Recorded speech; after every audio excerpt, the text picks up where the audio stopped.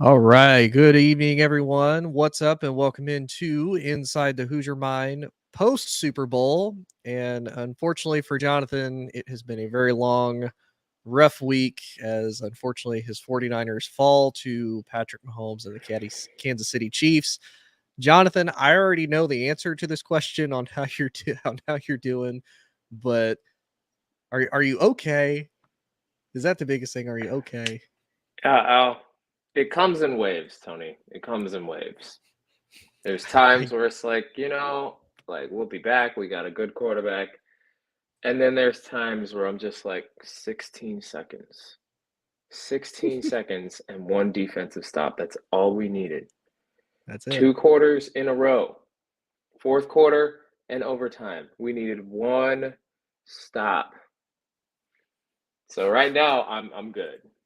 Okay. Okay. So I do have to ask, and it'll kind of cover two topics in one. Well, it'll cover kind of the first topic, and then we'll move into it. Who do you really blame for the loss, though? Because obviously, a lot of people want to blame Shanahan because this is now his third Super Bowl he's lost, either as an offensive coordinator or as a head coach. They've all been Mm-hmm. by 10+ points or more.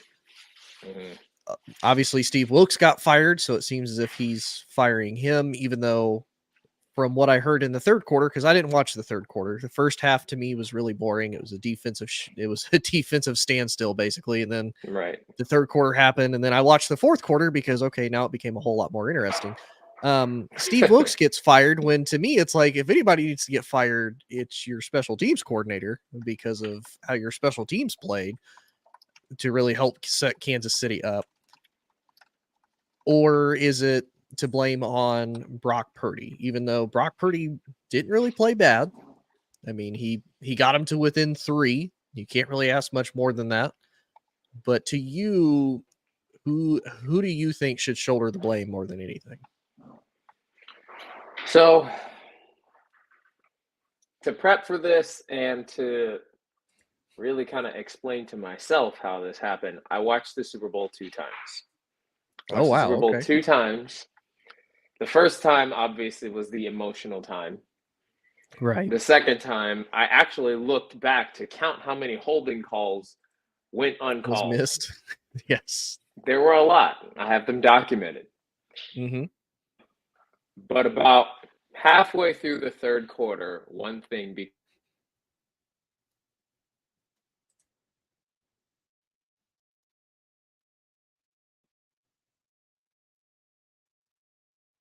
Uh-oh. I think I've lost Jonathan for a minute. Hopefully we'll get him back.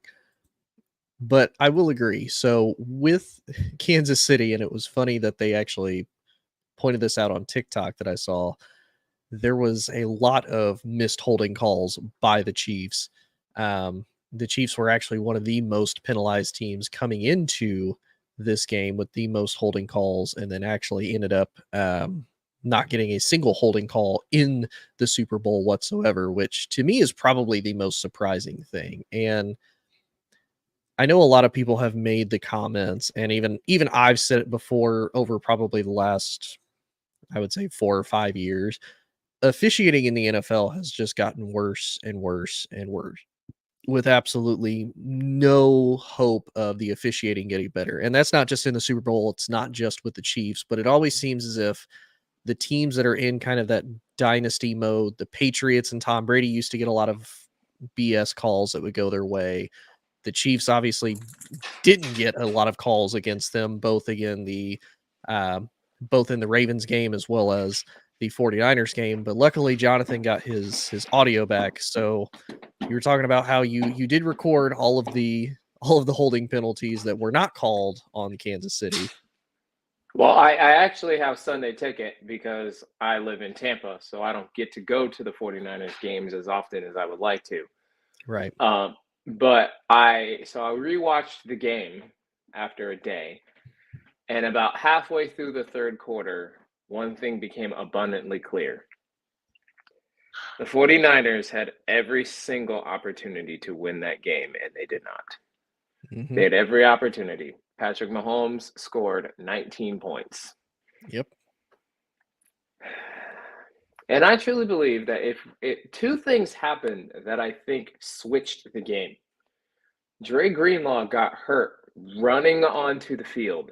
Celebrating in I, probably the most freak accident way you could ever have it happen. I like what are you supposed to do about that? How do you even prepare the team against that?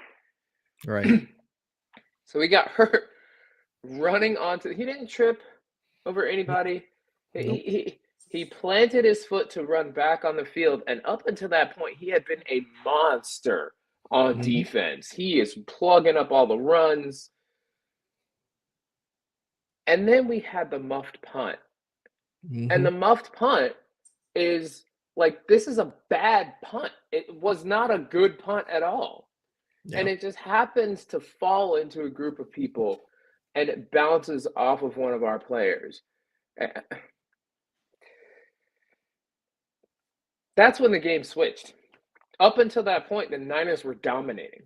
Even post Christian McCaffrey fumble, which doesn't happen, post Brock Purdy 3s and outs in the third quarter coming out. And so I'm watching this third quarter, and after this muff punt, I'm just like, we've had every single opportunity. Yes, they missed a lot of holding calls. A lot of holding calls in critical moments. They didn't call them. But then we get to the fourth quarter, third and 4. And we have a free runner coming through. Brock Purdy has no chance. Ball gets tipped, incomplete pass. You settle for a field goal. Again, in the red zone, I believe this is overtime now, or it might have been the fourth quarter. Brock Purdy calls the play. 2 of our receivers win their routes. One of them falls. Brandon Ayuk is wide open in the end zone. Jawan Jennings beats his man on the little the in and out route. There's 2 touchdowns. But because the offensive line allowed Chris Jones to come free, Brock Purdy has to get rid of it early. If he has another half second, he's finding one of the 2 guys. It's a touchdown. Yeah. So who should shoulder the blame? Special teams, I think, was the reason that we lost that game. Besides the muff punt, we had a blocked extra point. You make that extra point, we don't even go into overtime. You're winning the game. Very true. That's and then honestly, I have to say the defense. Okay. The defense and the special teams lost that game because Kansas City has a great defense. And the 49ers were pushing them around on offense. They were pushing them around. 7, 8, 9 chunks. Brandon Ayuk's Brock. I have a bold prediction for later on in this topic about Brock Purdy that I want you to hear. A really bold prediction that I don't think a lot of people see yet. But Brock Purdy is carving up this zone. He's carving them up. He's getting 10, 20-yard gains with Ayuk and Jennings, and like Kittle had one that was called back for a hold. Like, he is carving up this defense. Yeah. And because our defense can't get a stop, we're out. So that's when I watched the game through the second time and removed my emotions from it. The special teams cost us the game. The defense cost us the game, despite the holding calls. Okay. So I do have to ask, and not saying that you're going to put it all on Shanahan, but I do have to ask, what did you think of his offensive game plan? Because obviously the Chiefs have a really good defense. They were going to have to prepare a lot. They weren't going to be able to just get a lot of the free plays out of a lot of their big weapons. But Christian McCaffrey was obviously the most dominant player on the team other than Brock Purdy when it comes to the offense. He had 22 carries, 80 yards. He only averaged about 3.6 yards a carry, but he's also the biggest receiver too. He had 8 receptions for 80 yards, his longest going for 24. He did have a receiving touchdown, and unfortunately he had the fumble as well to kind of start out the first quarter. But That was for the IU, first drive, I believe. That was the very I first drive of the game. yeah, I think so because they were moving down pretty easily. I thought, Um, okay, this is going to be a 49ers potential blowout of Kansas City. But the thing that probably surprises me the most is, Ayuk had 3 receptions off of 6 targets for 49 yards. Not terrible, but I think a lot of people, myself included, kind of expected better from him. Now, albeit again, we did say that the Chiefs have a really good defense. Debo, 3 receptions, 33 yards on 11 targets. He was probably targeted the most. And then Juwan Jennings, also not bad. Four receptions, 42 receiving yards. Now, I will say, Juwan Jennings was the best 49ers quarterback in that game. only going, I only going absolutely disagree, but okay. He went 1 for 1, 21 yards and a touchdown. Yeah, he had a Quarterback perfect rating passer wise, rating. he did. He had a perfect passer rating. But I do kind of wonder with some of Kyle's game planning because it seemed as if he moved away from CMC a little bit more in the second half than what he did in the first. At least that's kind of my initial impression. I know obviously at the end when you were watching that last drive, Kansas City's defense was exhausted. And for whatever Mhm. reason, Christian McCaffrey's like, you know what I'm gonna do? I'm gonna run right up in the middle into Chris Jones' arms. I'm like, wait a minute. Just run.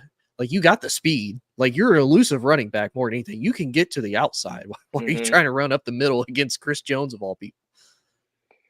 Well, the game plan that Kyle Shanahan gave the team the lead 3 different times Yeah. late in the game. 3 Mm-hmm. different times. And I know that everybody likes to say you need touchdowns to beat Mahomes. You need touchdowns. You need touchdowns. Not necessarily. You just need more No. points than he has. You Mm-hmm. need defensive stops. You need the defense to step up. You need to Yeah. pressure him. And it'd be nice to get some consistency on the holds at least, but that's neither here nor there. Right. Um, you just need more points than him. And we Mm-hmm. like to listen to sports media and glorify getting touchdowns like it's easy in the Super Bowl, and it never has been. Touchdowns No. are hard to come by in the Super Bowl. Mahomes only had one. He had 1 touchdown until overtime. Yep. Like Yeah. One touchdown and 1 pick.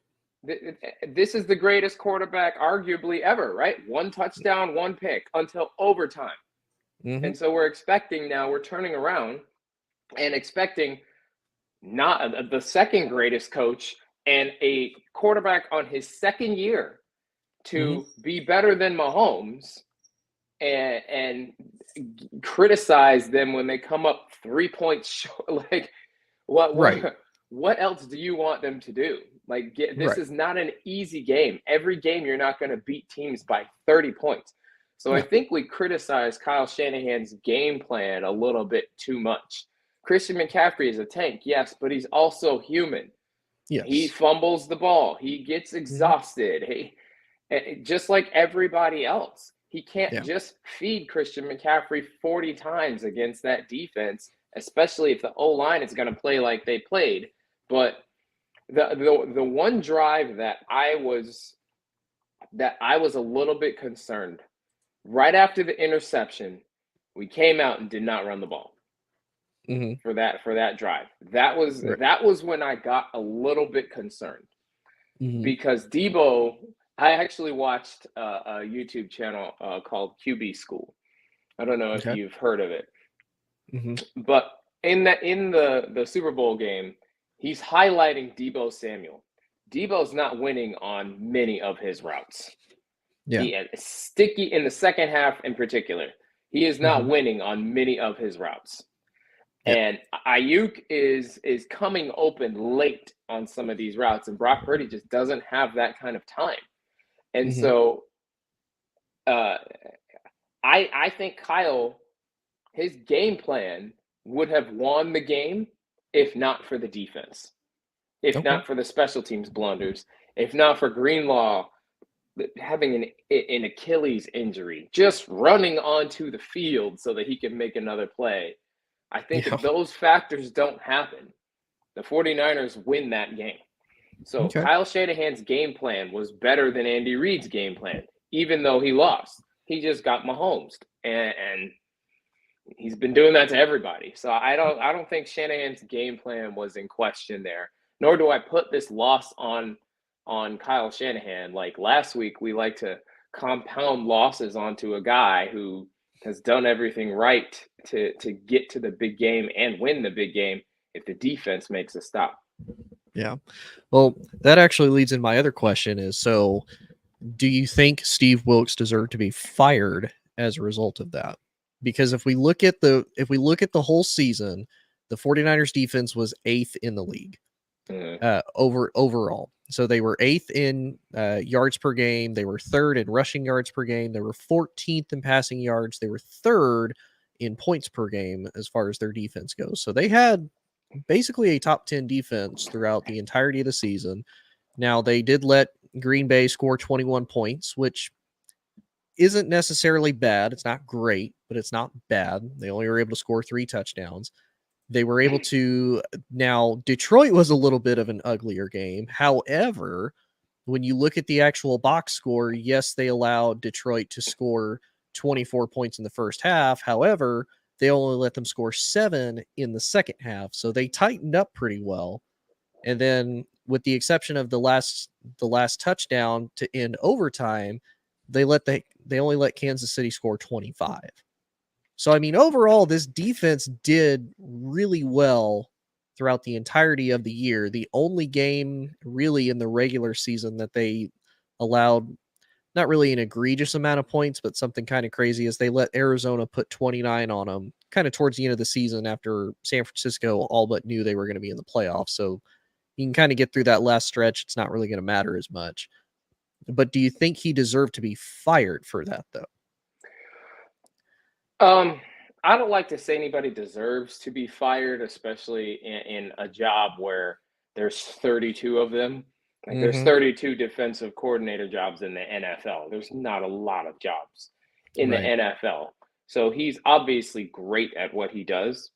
For this particular team, the way that the scheme has been working, the story of the 49ers defense the entire season was see what the offense on the other side does in the first half, adjust for it in the second half. It's a very reactionary way of playing defense. You're waiting to see what they do and you adjust accordingly versus dictating your side of the ball, which for the past 2 defensive coordinators, that was what was happening.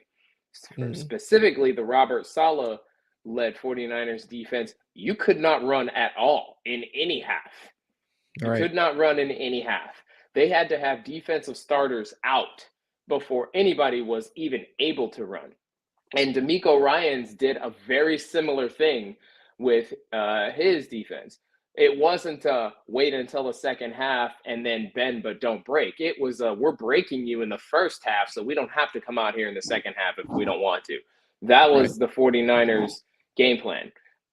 If not for Brock Purdy getting injured in the Eagles game, I think the Niners would be back-to-back Super Bowls, which is really hard to do in the NFL, let alone win one. It's really hard to go to 4 of the last 5 NFC Championship games. Yeah. So, and then with this year's defense, the passing defense did get better, but the running defense, the rushing defense got worse, which that is not the trend that you want, because a lot of times in this league, you run to open up the pass, unless you have a Josh Allen or a Patrick Mahomes in particular. Or Lamar, who all three, will scramble. And so then it's kind of hard for you to try to cover the pass or defend the run, because either quarterback can really pretty much do anything they want to do at that point. And it's those 3 quarterbacks, really, and that's it, who are going to give the Niners trouble. Every other time the Niners struggled, the defense didn't show up. Okay. So, yeah, I'm not surprised with this move. I think in the long run, it will help San Francisco be better in the long run. I truly believe the Niners are going to make another deep playoff run, depending on who they keep and bring back, because the core of this team is really, really good. And this quarterback is a star. This is a star quarterback that people just, because he's Mr. Irrelevant, they don't know it yet. I guess now is as good a time as ever for the bold prediction. I truly believe there was a moment in the Super Bowl where Brock Purdy read the Kansas City defense. He read a Super Bowl defense, made a change, and it resulted in like an 8-yard gain, which doesn't seem like a lot. It's just like, oh, Christian McCaffrey made an 8-yard run. But that moment for a second-year quarterback to dissect a Super Bowl defense like that showed me exactly how smart this quarterback is. I think he's going to be a feared quarterback, meaning defensive coordinators are going to be up at night wondering how they're going to play this quarterback by the middle of next season. This season, yes, it was about Debo and Christian and if Trent's playing, blah, blah, blah. Next season, I do not think that will be the case. His elbow is completely healed. Now he's just able to pick apart these defenses. And every time they switched to a zone, Brock Purdy dissected them a la Drew Brees. And he's already drawing those comparisons now. I think by the middle of next season, we're going to say, oh, this is the best quarterback in the NFC at the very least.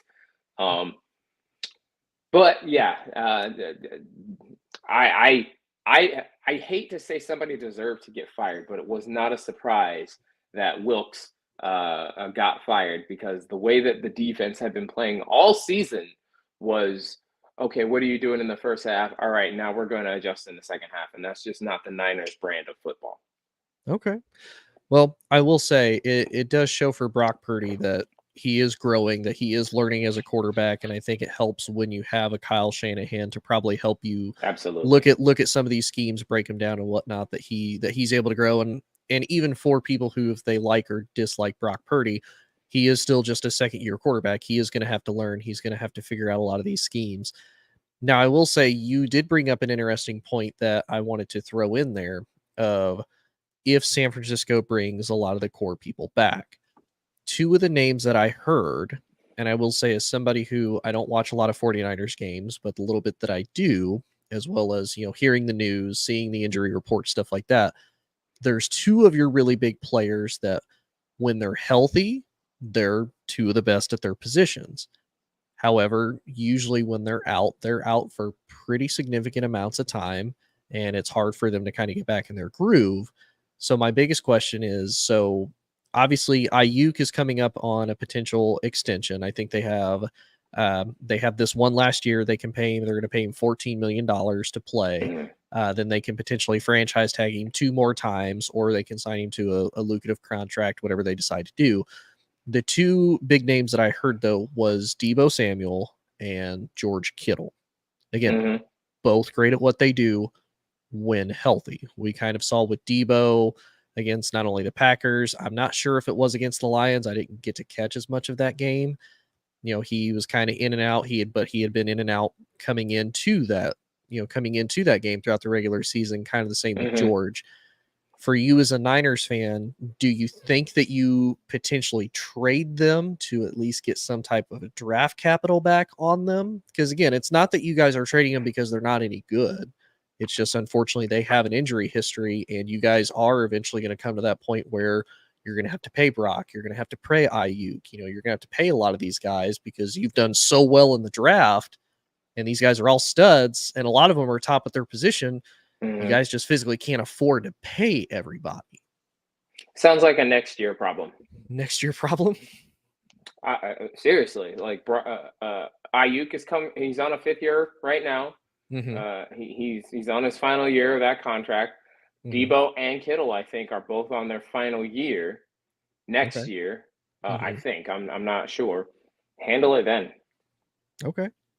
Don't make any rash decisions now to try and make up for, like, unless they're gonna trade like a Sam Laporta or something, which I don't see happening. Like that's the only you trade Kittle for a Sam Laporta only because he's younger, or that's it. You run it back with Kittle. Like who are you going to get that's better than George Kittle at that position? Right. And the same with Deebo. Like who else is going to come in and do what Deebo does? True.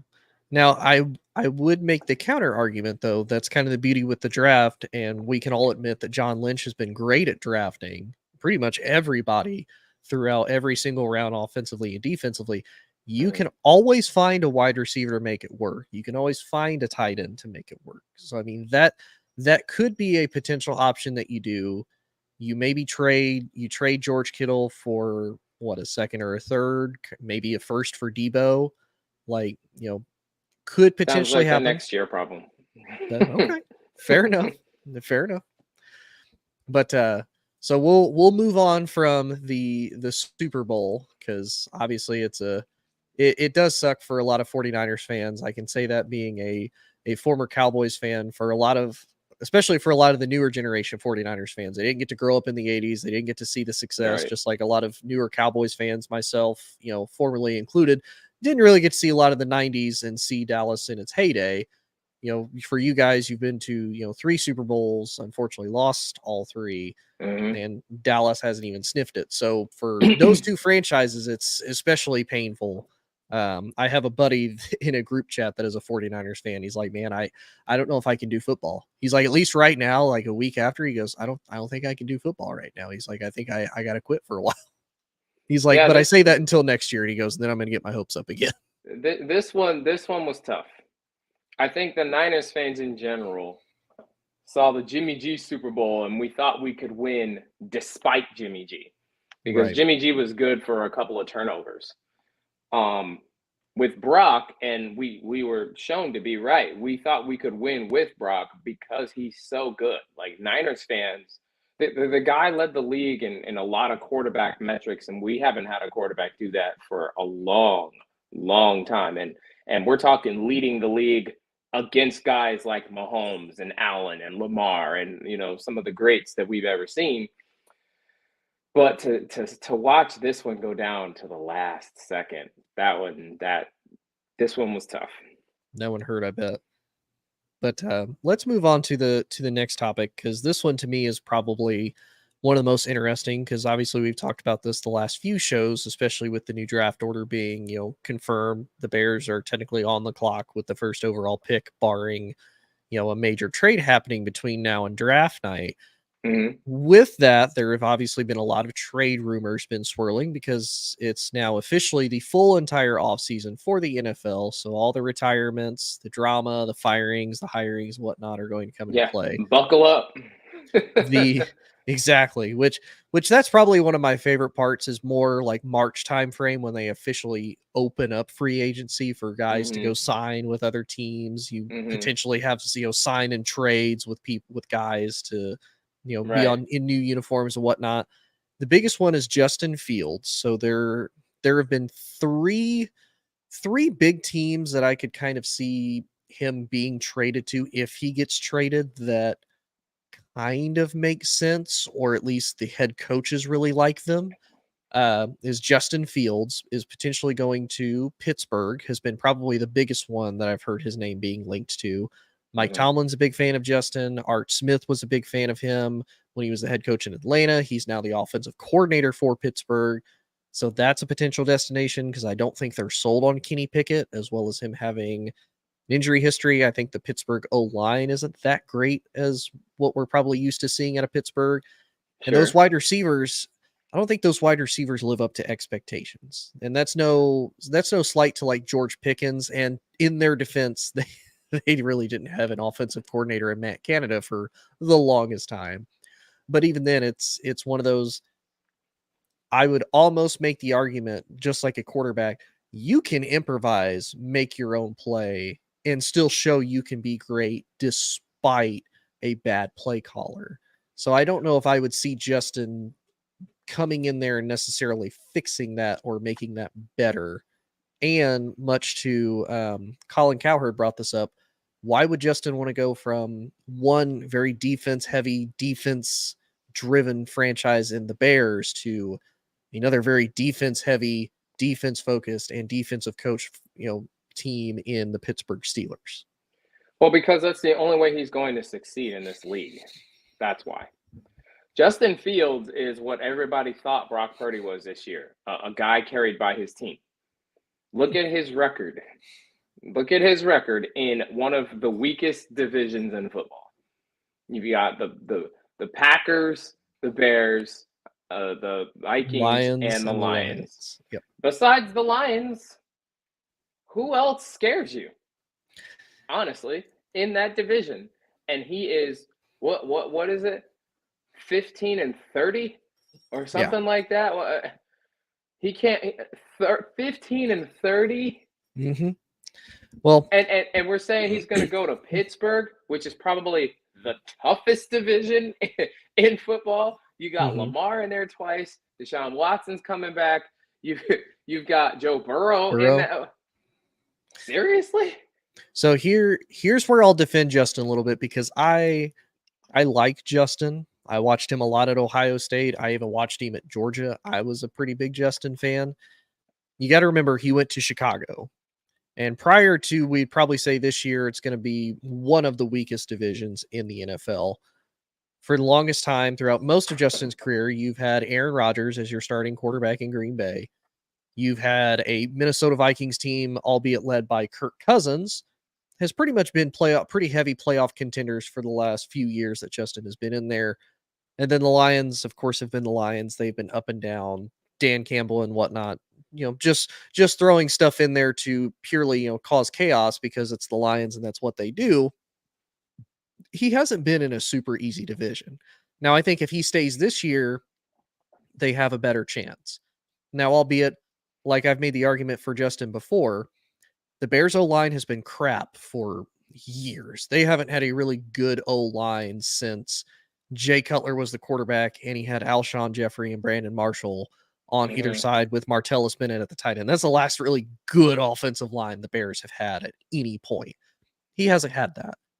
On top of that, he doesn't really get a number one wide receiver until this year with DJ Moore. Up into that, he's had Darnell Mooney. Who is actually really good. I would say he's another one of those. He reminds the wide receiver out of Washington, Rome Duzane, I think his name is. He's like 6'4" out of Washington. Or you can go get you a top 10 offensive lineman that you also need at that position. Either one. Tony, he's 15-30. But who has he had as a team though? Like let's be honest. Like, as much as I love the Bears, when have we ever sat here and say, man, the Bears are just a quarterback away? Like, they got everything attractive and sexy someone needs to succeed up in Chicago. The quarterback before Justin Fields was who? Quarterback before Justin Fields was technically Andy Dalton until he got hurt and then Justin came in and took over. Mitch Trubisky was the quarterback, wasn't he? The actual full-time starter, yes, it was Mitch. Didn't he make the playoffs? Twice with an offensive coach in Matt Nagy. I'm just saying, 15-30. But let's be realistic too. And the guy behind you was not nearly as gifted when it comes to a runner. The thing about Justin Fields that nobody wants to admit is he's not a good quarterback. He is not Lamar Jackson, who also is not a good quarterback. They're electric. They're fun to watch. It's great to have in fantasy football. They're like a Madden game, but they're not good quarterbacks. And this year was the ultimate indictment on Justin Fields because of another Ohio State guy named C.J. Stroud. He came into the league, and he's a quarterback. We saw it all year at Ohio State. He was a good quarterback. He comes into the league, and he's throwing to guys we don't even know is on their roster besides Robert Woods. He's the only guy we recognize, and he took that team to the playoffs. A defensive-minded coach, by the way, took them to the playoffs and into they beat the number one defense in the league. Guys, don't outthink the room here. Do not outthink the room here. We love Justin Fields as a person. He's a great person. Has more opportunities to do things for the community than most people do. But he's not a good quarterback. I'm sorry. So it's not going to matter where he goes. At this point, at 50 games into the league, I think we know a guy. That's a pretty good sample size to say if somebody's good or not. And the only flashes that we've seen with Justin Fields has been when he runs the ball. He's not a good quarterback. His very first preseason game against second and third string guys that won't even be in the league. He couldn't even read an obvious blitz coming off of the edge. Obvious. And got smacked dead in the grill. At this point in the NFL, you should be able to slide the protection over and recognize an obvious blitz. You and I can play Madden football, and we see a guy creeping up on the side, and we're going to send the running back over to pass protect in Madden. Right. We haven't been playing football all our lives, and he couldn't do it then. It's the same deal with like Trey Lance. We keep saying Trey Lance has a high ceiling. No, he doesn't. If you can't make Kyle Shanahan's system work for you, which is the most quarterback-friendly system in the league, if you can't make that work for you, you don't got it. And it's say he doesn't have it. It's okay. See, now that was my big thing when the 49ers drafted him third overall. I was so confused because you look at him, I'm like, wait a minute. He played at North Dakota State. He played like 1 year and then COVID happened. And that's all the film that they had on him. They barely had any film. And yeah, I'm like, okay, he's got potential. He's a raw athlete. He can throw the ball. I'm like, okay, he's with Kyle Shanahan. Maybe they can develop him into something. He sits behind Jimmy G. Like, okay, maybe Kyle's got something cooking in there. And then, yeah, I remember I watched him this past season, right before they traded him. I watched him against the Raiders in the preseason. And I'm like, this guy is not the guy. He's not the guy. And to the Niners' credit, they recognized that and moved off of him. Yeah. Now, I will say that is probably one of the most impressive things that I've seen the Niners do, mainly because how many other teams do you think, if they gave up 3 first-round picks to move up to third overall to draft a guy and they move on from him before his rookie contract is even over, how many of them would get just absolutely destroyed because the Niners did? The Niners did get destroyed because they did that. Mr. Irrelevant, you're going to do, and then watch what happened. And he came into the league, and Kyle developed him, and Kyle opened up the entire playbook once it was proven that Brock was the dude, that Brock is him. That's what Kyle was looking for. You look at all of Kyle's teams where he's been the most successful. Mm-hmm. He has never had a quarterback that runs the ball on purpose because it doesn't work. Think of all the quarterbacks when Kyle was looking for a replacement for Jimmy G, potentially. It was Kirk Cousins. It was Mac Jones. Yep. It was these guys who are passers. Tom Brady was another one. Guys who dissect defenses, and they can scramble for a couple of yards, but that is not their bread and butter, is the scramble game. This is why Lamar Jackson will never win a Super Bowl. Those guys don't win the Super Bowl. These running quarterbacks never have won a Super Bowl in the history of the NFL. It's been quarterbacks who can dissect defenses, and if they have to scramble, they will. Yeah. Well, Justin Fields is the opposite. He is a guy who is scramble first, and if you drop back in coverage and you make him throw the ball, he throws interceptions, which is why he's 15-30 in the NFL. I would trade him in Madden. I would trade a guy like that in Madden if I was running a team. And we just keep, if we get him with the right guy, at some point we have to admit he doesn't have it. Well, so here's what I was getting ready to ask next with that is, so the other 2 teams that I feel would make him better, one in particular, probably more than the other, is the other one is Atlanta, because obviously he's from Georgia. He has ties to Atlanta. He would be paired up with, Drake London, Kyle Pitts, Bijan Robinson, pretty decent O-line, pretty okay defense that's kind of aging. The other one, and John Suggs pointed this out, is the Seahawks. He could sit behind Geno, kind of learn from Geno. He has a pretty good offense, and he has the former Ravens defensive coordinator, who if there's anybody who could kind of, I guess, teach him or say, hey, this is who you need to try to emulate as far as if you're going to use your legs a lot, is Lamar. And Seattle also has better weapons in DK Metcalf, Tyler Lockett, better No, O-line, and better this defense. is this is what Justin Fields needs to do. As long as people keep trying to tell themselves that he is a starter, he's going to fail. Okay, he is not a starting quarterback in the NFL. He could be a starting wide receiver. He could be a starting running back, maybe a gadget guy, Cordero Patterson type of guy. He's shown Like that type a of skill. like a But Taysom Hill guy, character almost. that would be a perfect role for him. That would be a perfect role for him. You come in, we have this little gadget play. We want you to run it. That would be a perfect role for him. He is a backup. This So I is got a to guy ask. you put in for 3 games. He would be a good backup for Lamar. He'd be a good backup for a Jalen Hurts in that system. That's it. I'm trying to think of another power running quarterback in the league. I can't think of any other one. So Maybe here's maybe Kyler Murray, maybe but Kyler's a good passer. That's it. He's a backup. So you think, and again, this is kind of in support of him, but also a dismiss on Atlanta.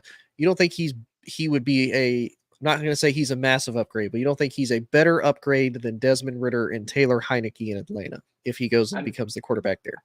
I mean, do I think he's a better back? Honestly, I don't think so. Taylor Heineke has at least shown flashes that he can win the game as a passer. He's brought a Washington team up and at least won some big games. Justin Fields never has. He's 15-30.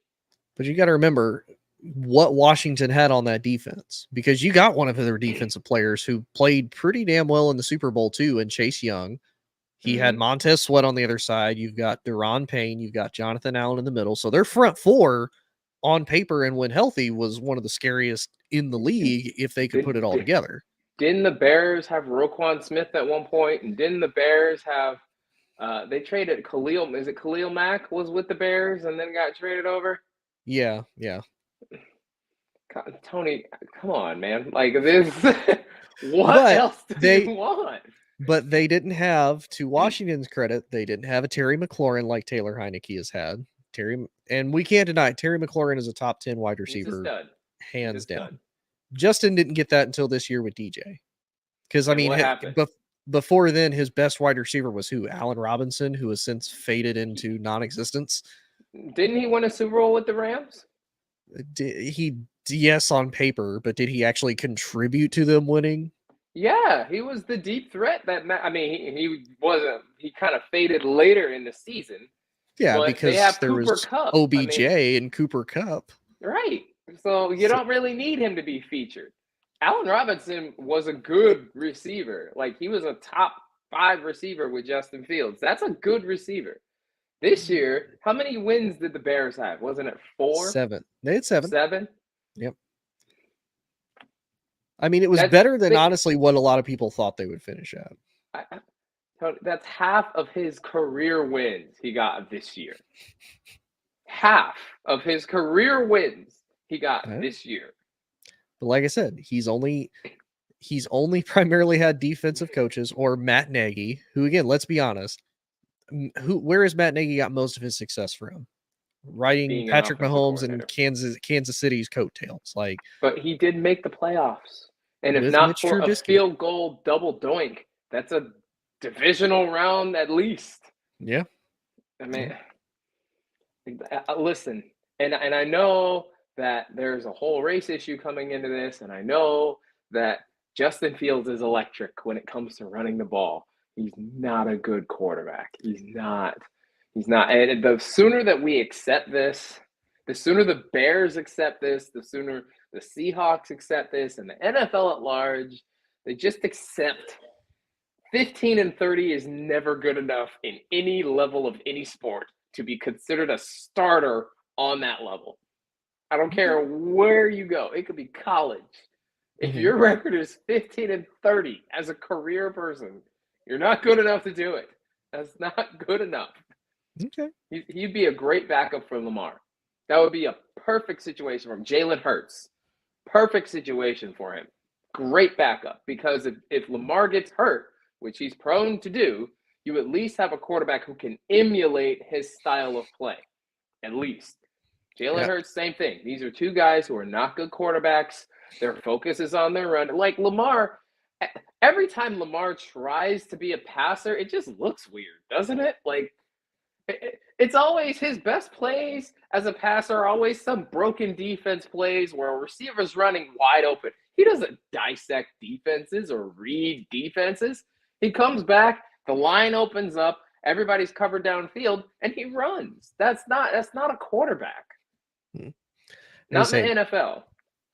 I mean, I get it. And I do think if he was to become a backup and learn, Lamar would probably be the best. And John commented, perfect scenario for him.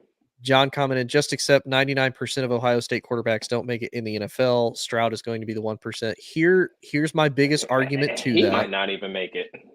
Here's my biggest argument to that, because I hear that all the time, especially with people who hate Ohio State, which I get that. I would argue there's another university that's in the exact same position, and that's Alabama, because Mac Jones not going to make it past his rookie deal. Tua is a big question mark. Will they not? Good quarterback. We don't know what's going to happen with that. Now, technically, Jalen Hurts did go to Alabama. He learned from Lincoln Riley and Oklahoma. But yeah, now he's the only one so far, at least here recently, that has been a starter that's made it past his rookie deal. The only other one that I know of off the top of my head that went to Alabama and made it past their rookie deal but isn't a starter was A.J. McCarron, who was a career backup to Andy Flippin Dalton in Cincinnati. Like, Jalen Hurts has had one good season. One. I would argue he's had two, not including this past season.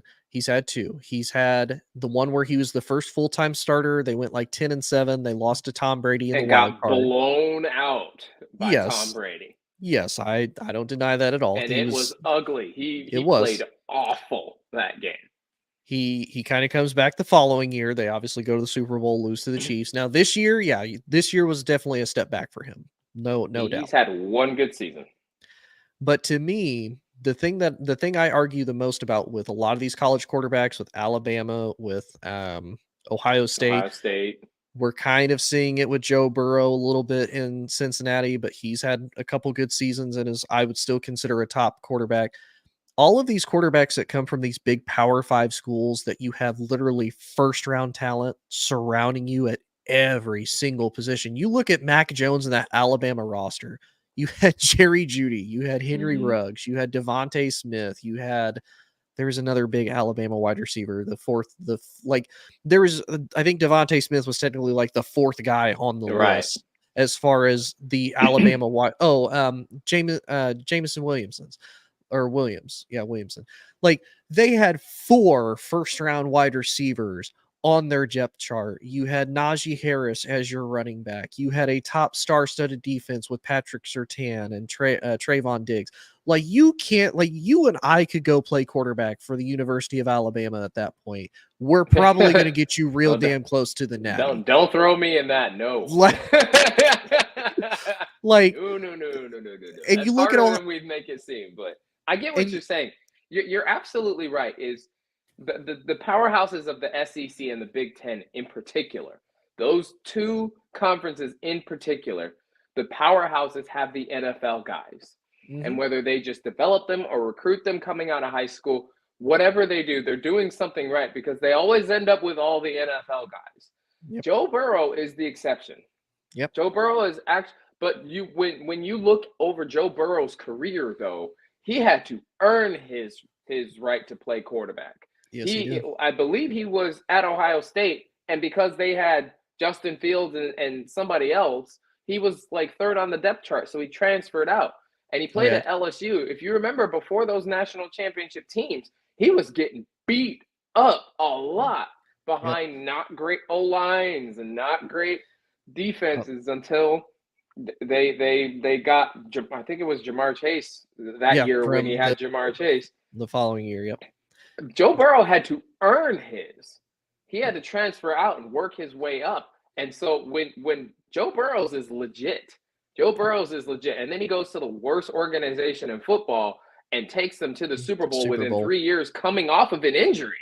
Yep. People forget that he had a really horrendous injury. A season-ending injury. Like his knee went like this. Like that's why I kind of see him and Brock Purdy with the same trajectory, because even though Brock's situation was way better than Joe's situation, both of them are coming off of career-ending, potentially, injuries, and they come back and they lead the team to the Super Bowl. Like, that is hard to do. They've had to earn their stripes, so to speak.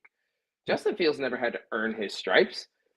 Jalen Hurts never had to earn his stripes. He went from Alabama to Oklahoma and did most of his damage on the ground. Again, what other quarterback needs to squat 600 pounds? None. And John also brought up the other two that Mac Jones had. He had Jalen Waddle and he had John Mechie. Like, you had 6 first-round wide receivers. No wonder Mac Jones was so good. Just throwing it up, and the guys were just going and getting it because you got a track team on your squad. Like,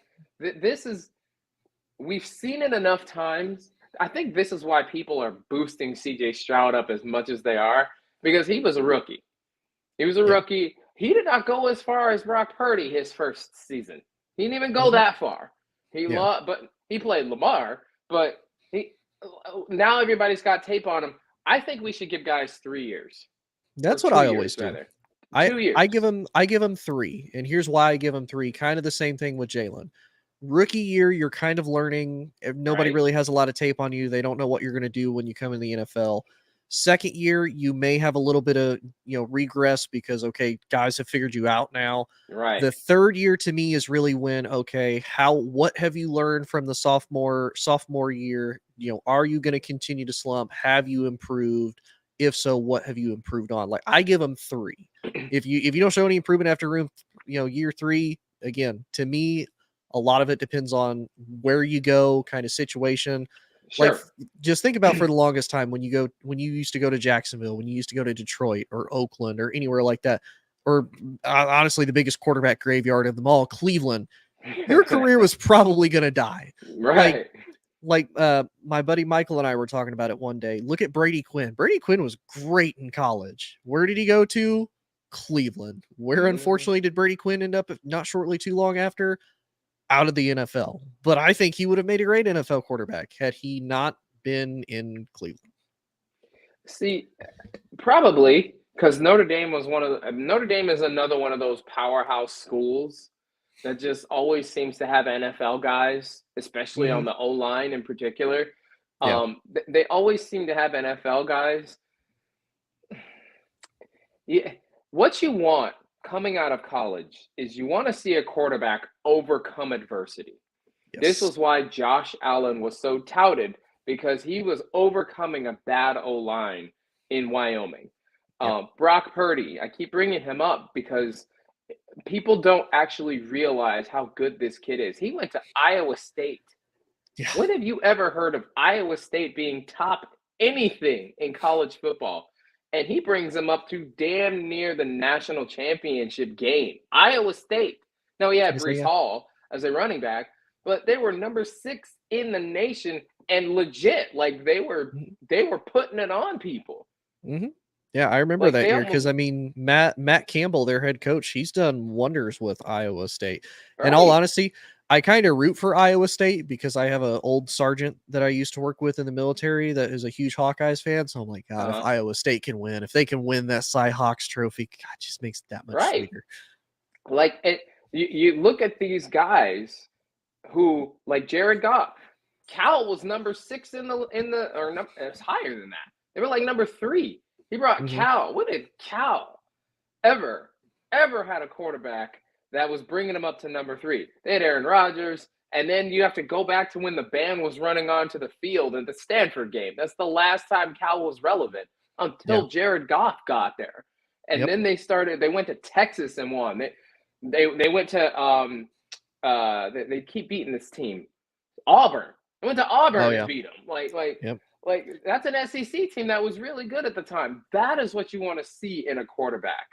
That's what you want to see in a quarterback. Now, C.J. Stroud when he was playing at Ohio State, CJ had to overcome some stuff. I don't know if you remember that last senior season. He had to overcome an Ohio State team that was kind of, they were going through some adversities. They didn't really have they had one great receiver. The whole line was kind of, And now look at him in the league. He's used to having that pressure. So I think you're right, because Tua didn't have to overcome anything. But I mean, he got injured. But other than that, like, he had the best team in the nation every for year. years. Like, So Jalen, same thing. So John brought up another question. So who has overcome more, Drake May or Jaden Daniels? If that's the case, why is Jaden Daniels higher than Drake? Drake had a terrible O-line. I think I don't Jaden think Daniels had to overcome more. I think so. And this is just me kind of being personally biased against Daniels, but this is also me. I don't really know a lot about Drake May.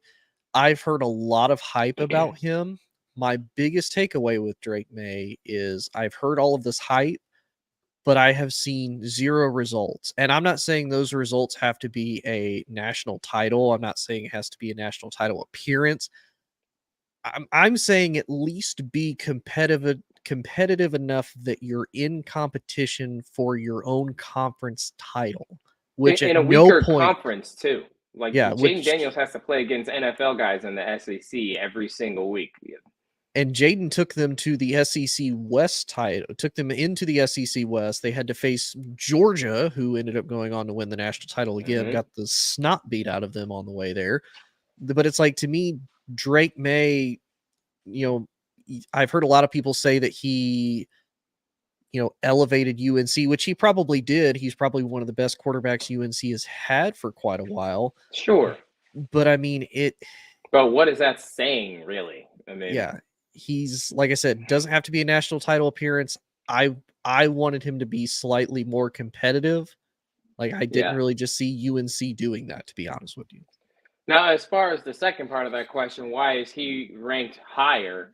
This happens every single year once we get towards draft time and NFL combine time and all this stuff. People start making up reasons for why the number one guy might not necessarily be the number one guy. And they kind of play quarterback musical chairs. They forget what happened in the season on the field, which is what matters. Yep. And they forget that Penix was putting it on him and had to fight for every yard and had to overcome Michigan's, just their defense was incredible. They forget that Bo Nix went toe-to-toe with Penix, who probably had the top team in the nation. They had track stars all over the field too. And they start going, well, Drake May had this many yards in this game against this team and all this stuff, just to boost it up so that they can go higher in the draft. Maybe it's an agent thing. Maybe it's a politics thing. I don't know. But just look at the field and who did what on the field. And it doesn't make any sense that the Heisman Trophy winner is ranked lower than somebody who's in a weaker conference. It makes no sense. Well, and I'll say this too, and John brings it up. He says, good point, because I don't have Caleb Williams, the number one. I'm an Oregon fan, and we made him look terrible. He had 7 good games. Other than that, that was it. And Jonathan and I both talked about that. I don't see Caleb Williams as the number one because of this past year. He didn't really overcome adversity at all. He took a pretty major loss to Notre Dame, and then after that, he statistically stayed on point, but I don't think psychologically or mentally he bounced back from it at all. They barely beat Cal this year. And other than that, he lost basically every other game. I also think that when it comes to the draft, the media and these guys kind of search for this, next quarterback, this next great guy, which is what I think happened with Zach Wilson. For whatever reason, once Zach Wilson was picked, who I don't think he was on anybody's draft board other than the Jets, when he got drafted number 2, they're like, oh, look at this guy. I'm like, no. You are reaching for a guy because you have, 3 other actually solid college quarterbacks who in college had some type of success in Trevor Lawrence, Mac Jones, and Justin Fields. The 2 biggest reaches were Zach Wilson and Trey Lance because, the potential is there. Not a lot of people are going to expect them. They're going to be a surprise. Okay, you're right. They could be a surprise, but they could also be what they ended up being, and that's busts. Yeah, I think Caleb Williams is probably, I got Penix first, despite his injury history. I got Bo Nix after that. Jaden Daniels, yes, he had to overcome some more, but I just don't see the quarterback traits that I like to see. It's in college, you can get away with that scramble stuff, but in the NFL, you really can't. You can't get away with that. Justin Fields. The one exception has been Lamar, and I think just because of his exceptional skill set, he's been able to get as far as he has. But he's another guy.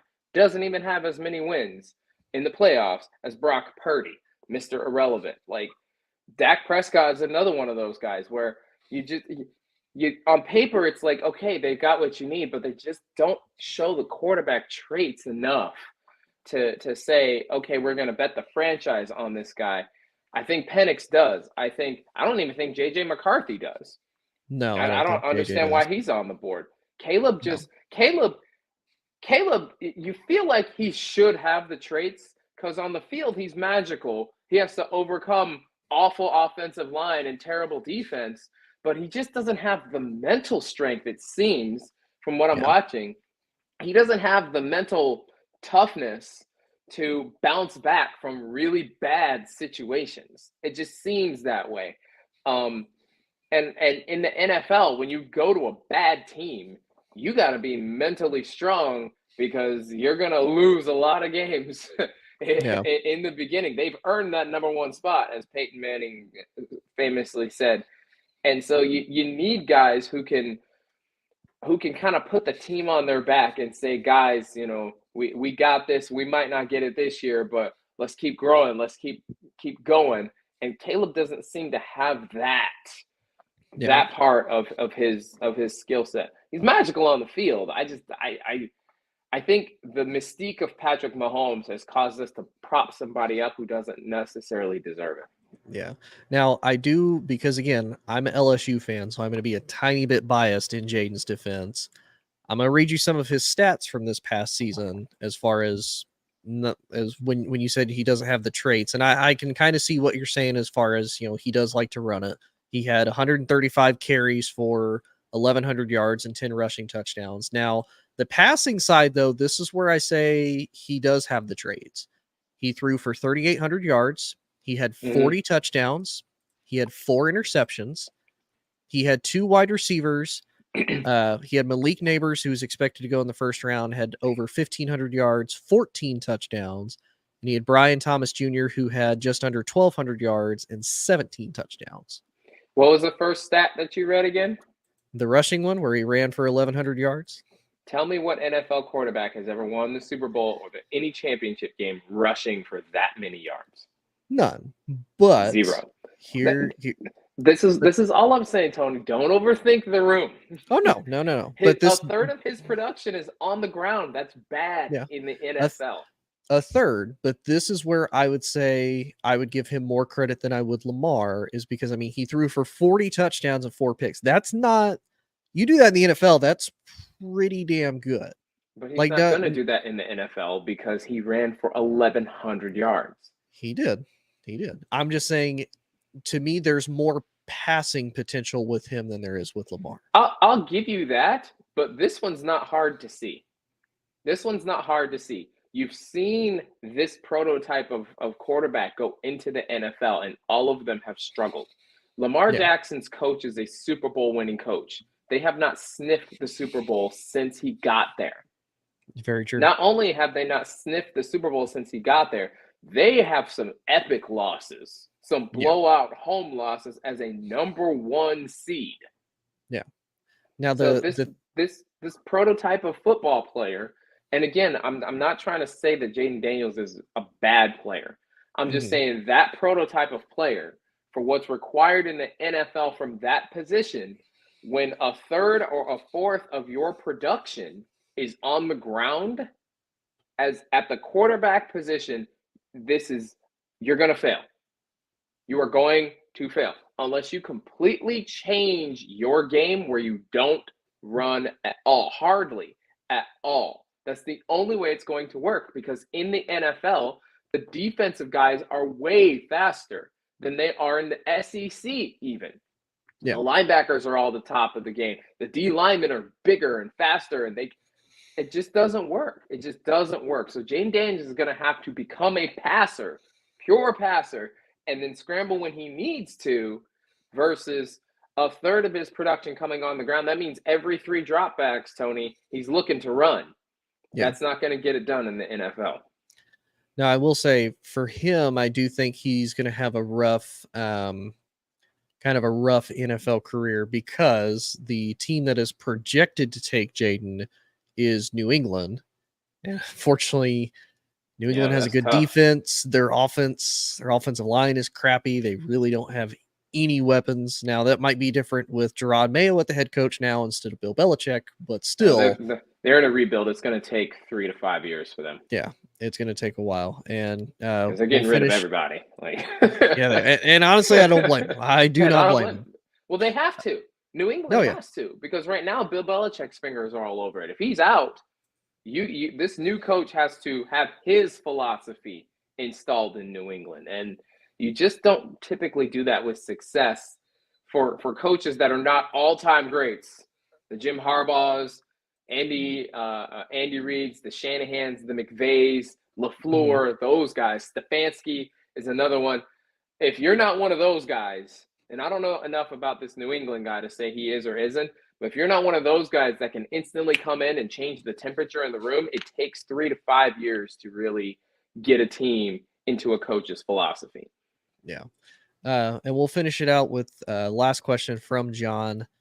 So why do you think there's so much hate for Bo Nix? He's very accurate and runs second if it isn't there. I mean, I personally don't hate Bo Nix. I haven't seen any hate from Bo Nix. I really haven't. I've seen it more in the fact of people argued a lot that he didn't deserve to be, I guess, in the Heisman running, even though statistically he had his best year this last year at Oregon. He went 12-2, 4,500 passing yards, 45 passing touchdowns, only 3 picks.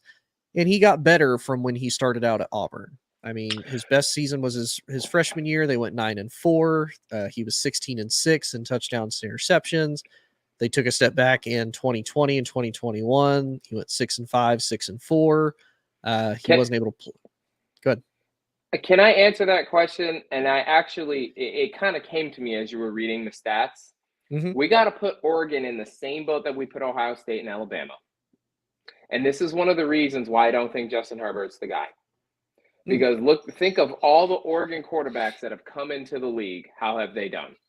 Ever. You say your probably biggest name would be Mariota, at least of recent. How did he do? Oh yeah, he did not do well at all.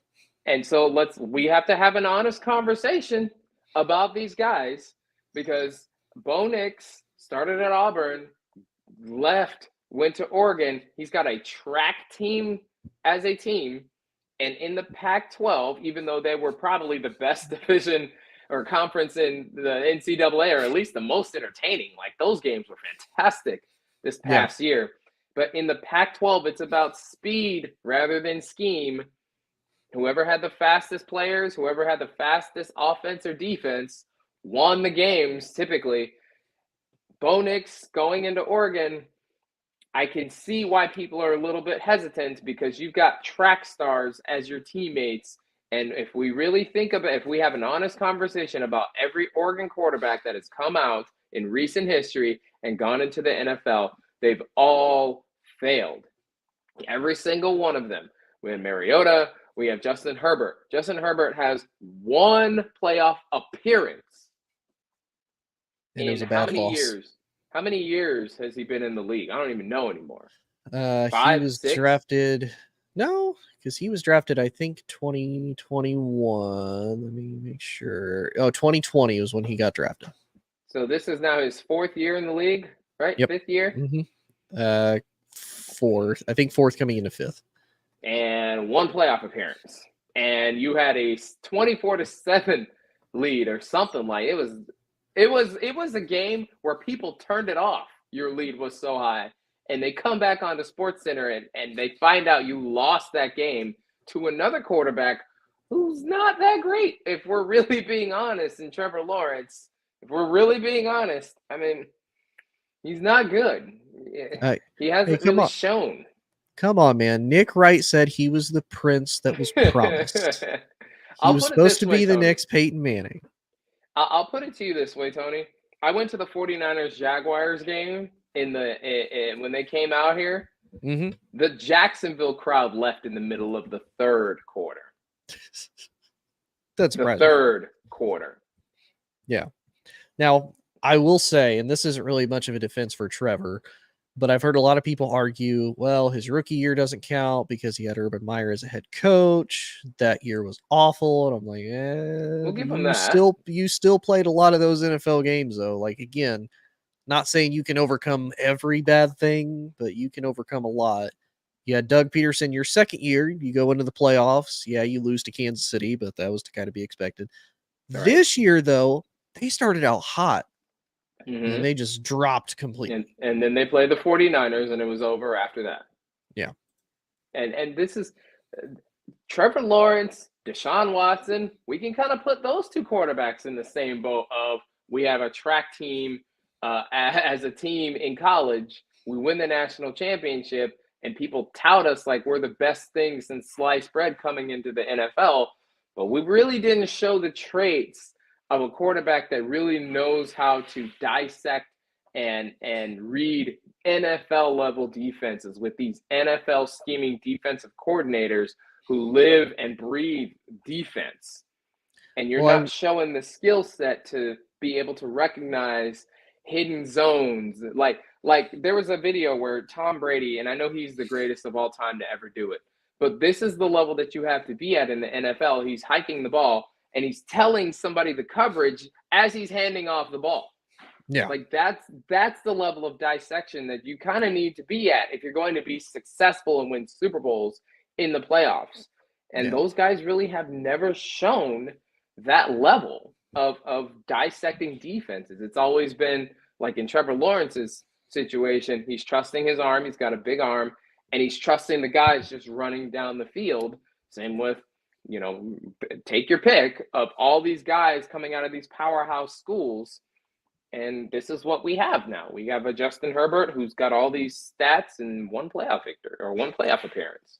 Yeah. The only one I will kind of defend, even though I don't like him as a person, is Deshaun in the fact of he did show in 2 seasons, his second year and his third year, he went 11-5 and 10-5 and took Houston to the playoff both times.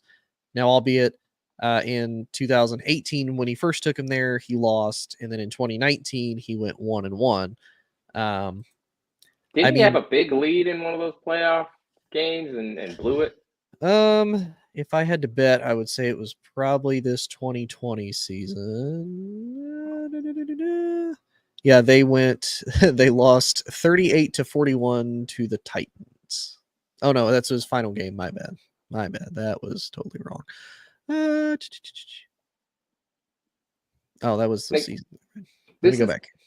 While you're doing that, we keep running into the quarterback situation, and every year, the media has to hype somebody up. This is not difficult to predict, you guys.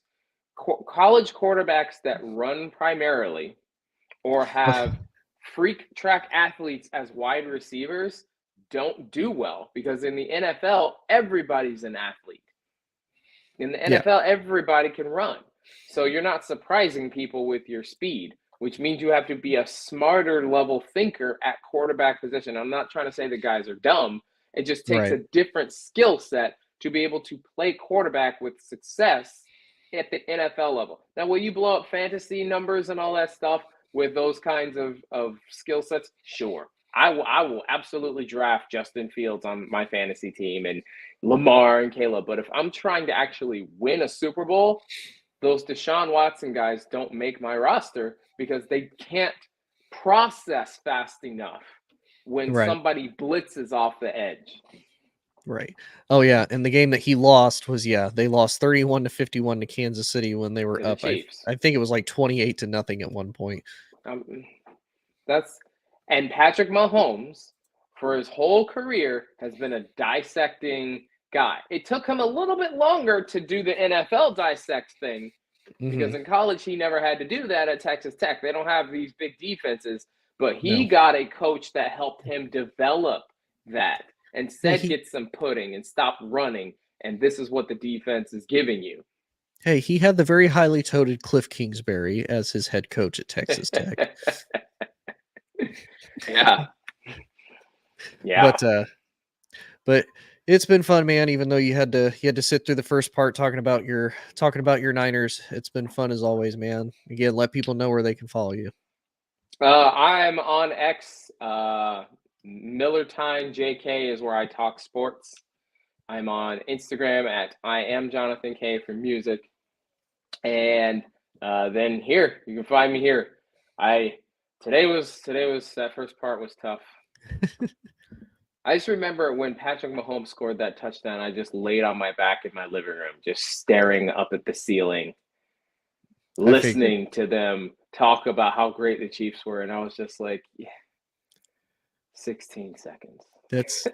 That's why I didn't text you. I was like, man, I already know the pain this dude's probably going through. Like, I'm just gonna leave that one alone. But hey, we can relish in the fact that Taylor Swift is a Super Bowl champion, and we can all go to bed tonight sleeping so happily with that thought. I don't know why the Taylor Swift thing makes people so upset. I think it's a great relationship. It gives us another story. It's introducing the NFL to people who didn't necessarily care about it. So I know the NFL loves it. Their ratings have gone through the roof since she started dating Travis. You want to know what I really think it is? I don't think it's people hate Taylor. I think it's mostly like anything. Like I don't think a lot of people truly hate the Chiefs team. They hate the fans of their team. Just the same as like I don't think Like people the really hate Cowboys. Taylor. They hate Swifties. No, there's a lot of people they truly just hate the Cowboys and they hate Cowboys fans more on top of it. This year the Cowboys aren't helping themselves this offseason. Did you hear what Micah was saying the issue was with the defense? Mm-hmm. He came back from vacation and just started talking wild. Like, I don't call these plays. I was like, Micah, you were on the thing for Defensive Player of the Year. One tackle in the playoffs against the Packers? One tackle? Come on, bro. Well, and it was funny. There's a couple of people pointed that out, oh, well, guys need to focus more. They need to stop doing a lot of this, recreational stuff. They need to lock in more. And somebody was like, so you going to stop doing the podcast that you're doing then? Because that's extra like unneeded stuff that you're doing or nah. That's really the difference between the good organizations and the ones that are show. It goes from the top down. Again, don't outthink the room. Every week, Jerry Jones is talking about his team.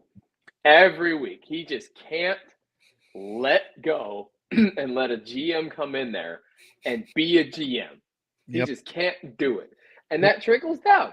Then you get CeeDee Lamb and Micah Parsons and all these people talking.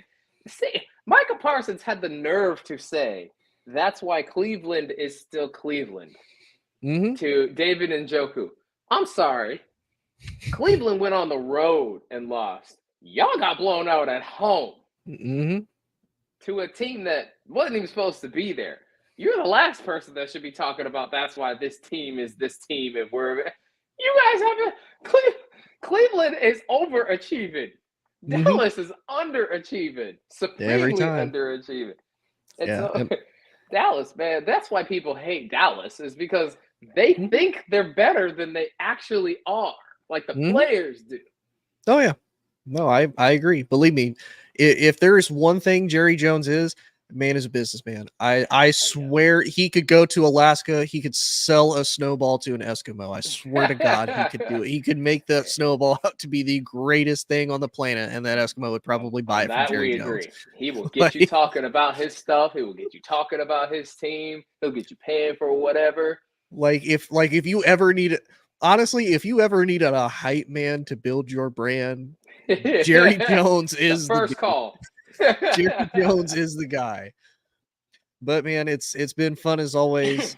Like I said, we'll probably take a little bit of a break from the show. We'll probably hop on again when free agency starts to kick off again. I kind of want to know, where does Russell Wilson go? If he goes anywhere? Does he retire? Does he have to get traded? What happens there? Obviously, we talked about Justin Fields, so there will be a lot that happens. We may see guys in other uniforms and whatnot. It's still early in the offseason, but we won't really find out until I think it's either beginning or middle of March when free agency officially happens. It's like right before the draft.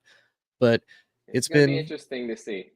It is. But it's been fun, man. Appreciate it. Again, thank you for everybody who's watched. Appreciate everybody in the comments who, had a conversation with us. Always appreciate it. Always love you guys. Again, you can always find us here at Inside the Hoosier Mind on Facebook, Instagram, YouTube, and Twitter. On X, it's Ian Hoosier Mind. But again, thanks, Jonathan. Appreciate you taking your lumps, man, having to deal with what you had to deal with, but appreciate you coming on as always, buddy. If you're gonna make bold predictions, if they don't go your way, you gotta face it. You gotta face it. So I'm not running from anything. At least everybody can say, hey, he showed up, he took his lumps. So I appreciate it at least. I appreciate it. Thank you, Tony. But all right, guys, everybody have a good night, and we will see y'all later.